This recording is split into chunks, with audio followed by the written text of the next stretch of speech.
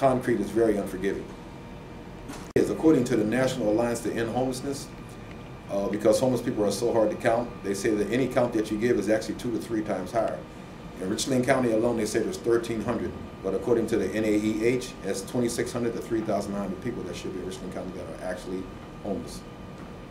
We expect to see a possible increase, not just because there's more homeless, but because we're tightening up the way that we're counting this year or next year. First of all, my name is John Holmes. Yes. Traci Carnes.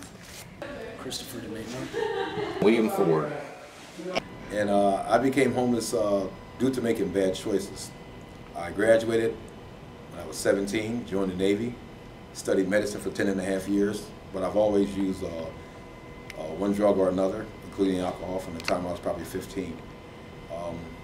After I got out of the Navy, after 10.5 years, my drug of choice was crack cocaine, and from there was a downward spiral. I was a director of a nonprofit organization, and we had a grant that was supposed to come through to fund my position.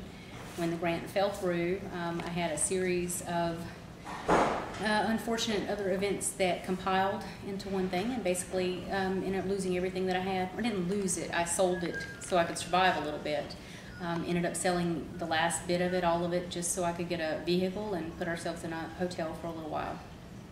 And you have a son? I do. And how old is he? He'll be 14 in December.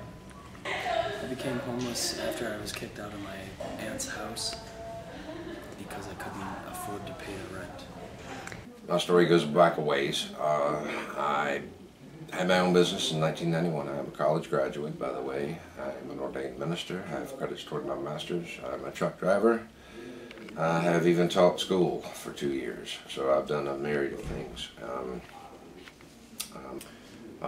Became ill in the Christmas of 2001, contracted viral pneumonia, and there's no cure, so I was stuck letting it run its course. It took me about 6 months to get over it, but unfortunately the bills mounted up, and I was a sole proprietor in my business, so when I didn't work, the business didn't bring in money.